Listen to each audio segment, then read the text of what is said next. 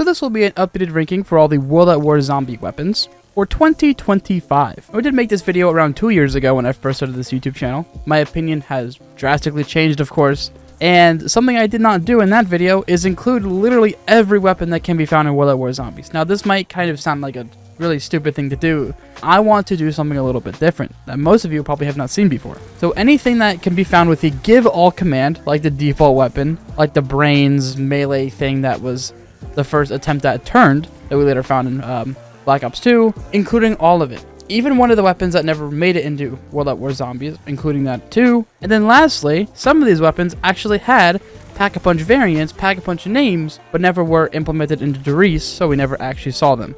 So in total, there is 35 different weapons I will be ranking. So without further ado, let's hop into it and sit back, relax, and I hope none of you get mad because there's going to be some very controversial opinions in this video. So to start off, we have the Springfield. This actually does technically have a PAP variant, but it doesn't have a name other than PAP Springfield. Now this always finds its way at the bottom of almost every single list, and I'm not ranking it based off of how shitty it is, but for me, I like playing zombies for fun, and this weapon doesn't really have anything going for it in my eyes. It may only be 200 points, but you're better off just sticking with your melee weapon. Now this is the only weapon on this list that never actually made it into World at War Zombies, this being the Scoped Mosin Nagant. This is featured in campaign and multiplayer, and I believe it was going to be in Doris, but was cut. Also has an upgraded variant with no name, but I'm putting it above the Springfield because I like scoped weapons, I like snipers and zombies, so this probably would have been much more fun to use than the actual Springfield itself. So here's the first attempt at turn that I mentioned in the intro. The Brains. You can only get this with the Give All command, and it is pretty bad. If you don't have God mode or perks or anything like that, you're going to more than likely die trying to use this. I think it has the same damage as the knife, maybe even less damage, not too sure. The gimmick with this is that you're basically the zombie fighting off zombies, but I don't find this fun. The next four are all quote-unquote the deployable weapons that never actually were deployable in the game to begin with. First up, we have the deployable bar. This can be found in the Verrucht, like troll room in one of the spawn rooms for 2,500 points. I'm putting this deployable weapon at the lowest because I don't play Verrucht, and if I do, there is no chance I'm going in that room. And if you don't know what deployable weapons are, essentially you could like put them down on like a window barrier, maybe a table you could find, whatever.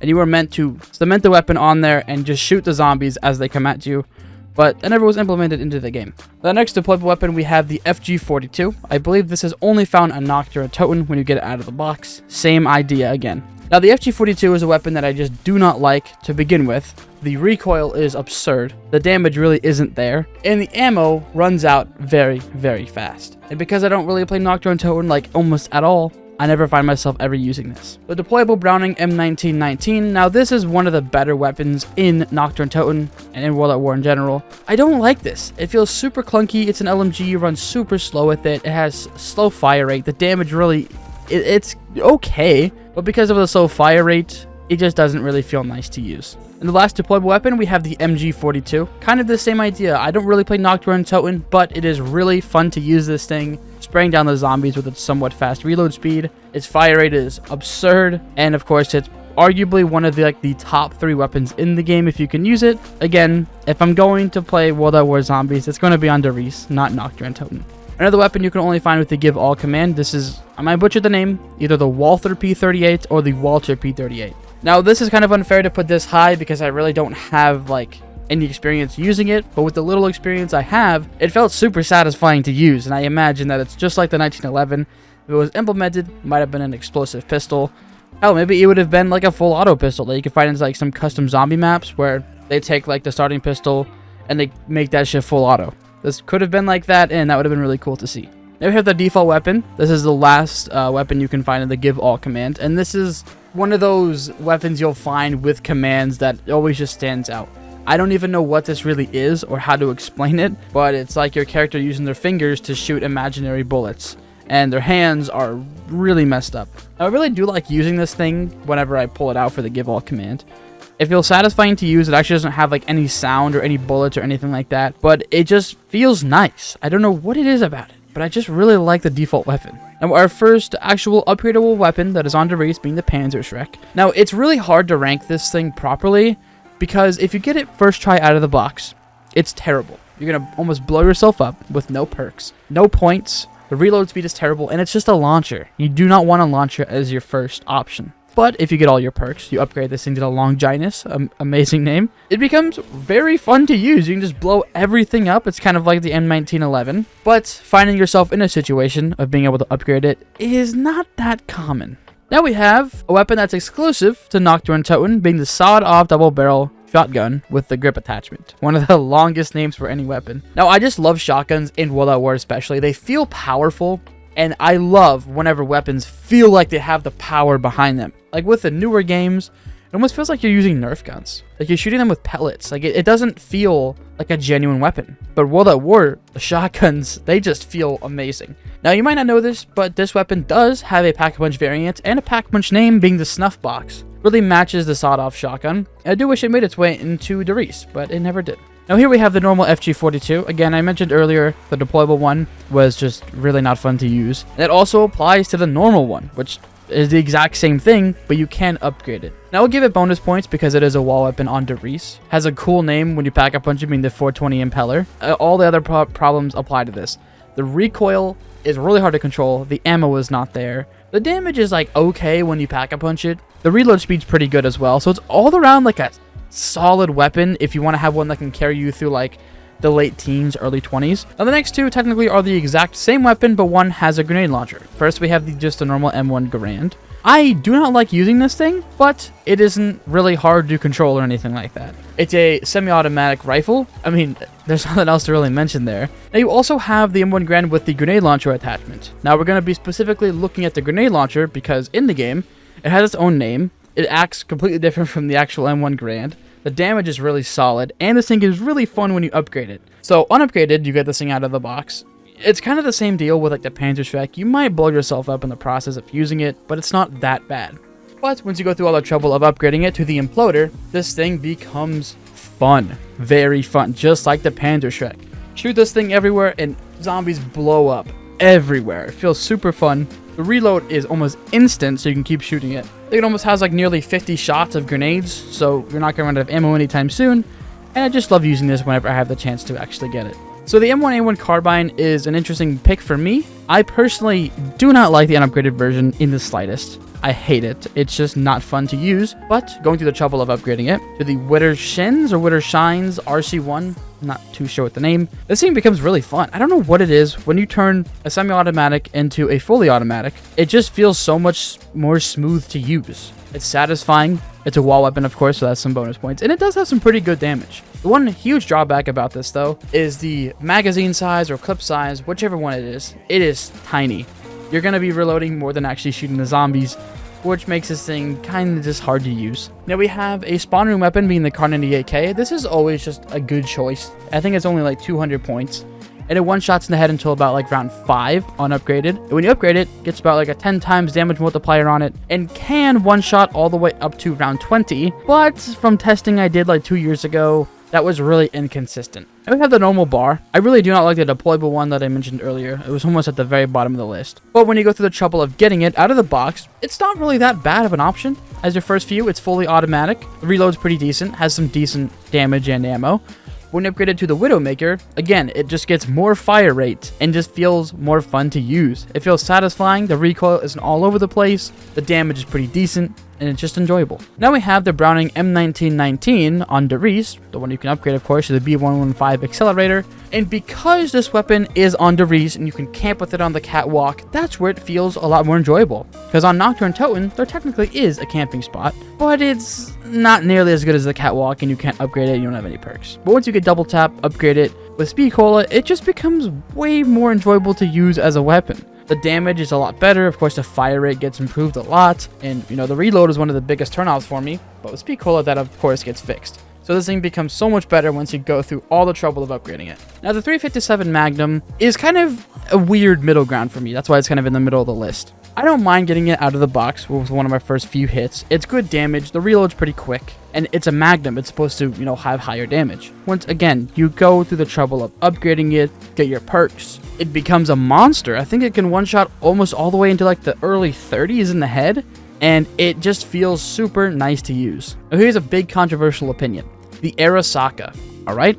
hear me out. This is similar to the Kar 98K. It just feels so much better in my opinion. Between shooting it, the iron sights, the reload, it's a wall weapon, of course, and the spawns is really cheap. I just like it. It does have a Pack-a-Punch name and Pack-a-Punch variant, being the Eviscerator. But again, it wasn't in Derice because I believe the Kar 98K replaced it. Say what you want, but this is a personal list, so the Arasaka is going to go like almost right in the middle. Now we have the Colt M1911, which is upgraded to the C3000 biatches, and we all know this, what the starting pistol is like when you upgrade it. And it's kind of hard, again, for me to rank this, because the unupgraded version is satisfying for me to use. I like it. It racks up points early on. Maybe really trash, and you kind of just trade it out right away. But holding on to it and pack-a-punching it, it becomes an explosive pistol that can, I think, one-hit kill zombies maybe to like the early 30s or so. Now we have the M1897 trench gun. I love shotguns in this game, and this one is, I mean, there's only like 3 in the game, but this is really good for Hellhounds on Derice. I don't know if people use it for that purpose at all, for the higher rounds, but Hellhounds on this game are kind of a problem. And upgrading it to the Gut Shot, which is a great name for a shotgun, feels really powerful. It's also a wall weapon, which makes it so much better. And I believe a fun fact about this is if you're with someone in a co-op game, they can hear it regardless of where they are on the map. So that you guys are across the map from each other, they can hear this right in their ears like you're right next to them. So if you want to troll your friends, that's the way to do it. Alright, the scoped Kar 98K. Here we go. More controversial opinions here. Alright, I like this. It feels really fun to use. It's technically like the first Pack-a-Punch upgraded weapon in COD Zombies. You can buy it from the cabinet for I think 1,500 points. And it's the Kar 98K with like a 10 times damage multiplier on it. Similar to its Pack-a-Punch variant, of course. But I think it's a little bit weaker still. I just like scopes. I don't know what it is. Snipers, I just love them. Quick scoping the zombies, it feels satisfying to use. And say what you want, but I love this gun. Now we have the PTRS-41. I don't think I have to say much here. Another scoped weapon, a sniper in this game. It's technically like an anti-tank rifle. Regardless of it being that, it doesn't really go through many zombies. I think it maybe max like 3 to 5 zombies it can shoot through at once. The upgraded name being the Penetrator is very fitting if it could go through like 10 zombies at once, which could be broken, but surprisingly for a sniper that is really slow, the reload is not good. Of course, the damage is there, but the points are really hard to get with this thing. It really isn't that bad of an option to get out of the box one of your first few hits. So if you get it, I mean, you can't really be that mad, and I'm especially not that mad when I get it. Here's where people are going to click off. We have the Wonder Waffle DG2. Now upgraded to the Wonder Waffle DG3JZ. It's pretty much the same thing with more ammo. It's an infinite damage one weapon, the first one we've ever seen in COD Zombies history. It kills 10 zombies per shot.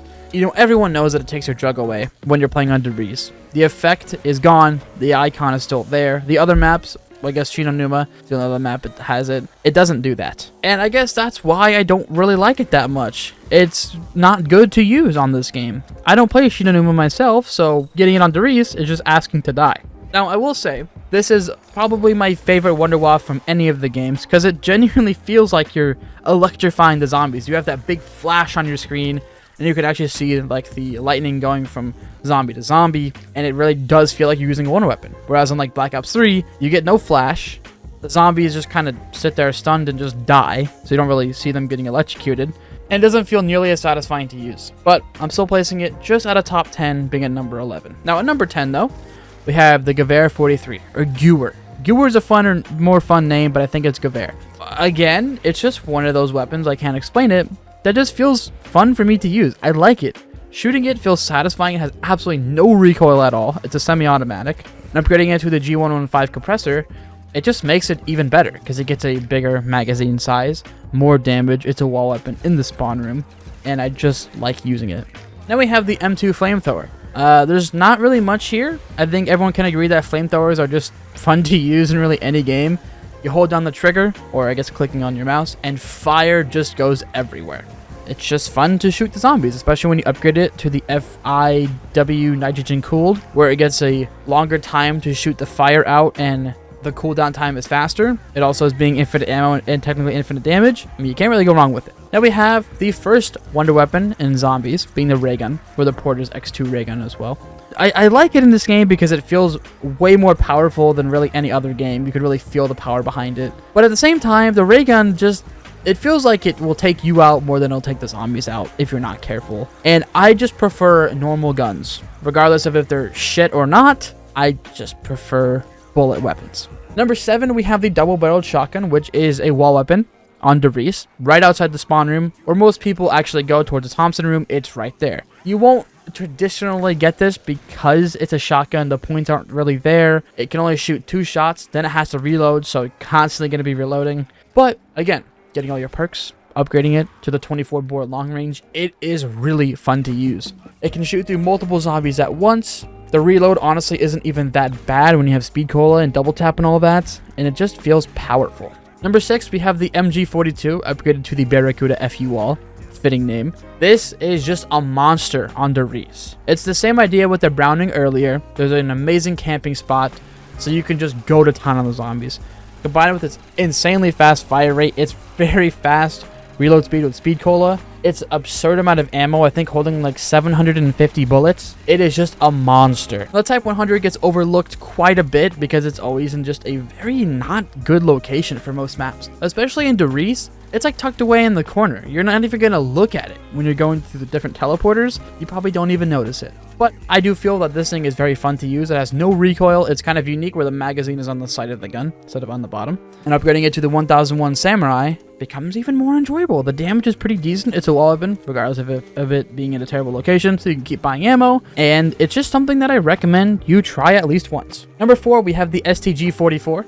This has been a pretty iconic weapon throughout the COD Zombie games. And now in World at War, it's a little bit interesting because it was pretty bad, I would argue. I would never use it as a killing weapon. It's in a decent spot, pretty accessible, but its kind of unique feature is that it is a very thin weapon. Very tiny. You pick it up, and it's like you're holding paper. Now, upgrading it to the Spats 447 Plus, I would say it's decent, but I find it just super satisfying to use. It's going to make more sense once I move on to number 3, being the MP40, turning into the Afterburner. This kind of has the same problem as the Type 100. It's in a very secluded location on Reese, and next to one of the teleporters that you kind of just go there, the open pack-a-punch, and never go back. So I do like weaker weapons in most zombie games where you can rack up a bunch of points. They feel satisfying to use. They don't necessarily have to kill zombies, but that is kind of preferred. But the MP40 doesn't really do that. It's just kind of a fun weapon to use. Number 2, we have the Thompson. This is kind of just a better version of like the MP40. It's a good point weapon early on. It's strong, really accessible, pretty cheap. You upgrade it to the Gibbs-O-Matic, it is really strong. And everyone gets it because it's just like old reliable. Always there, always good, nothing bad, fast reload, good ammo. Everything is going for the Thompson.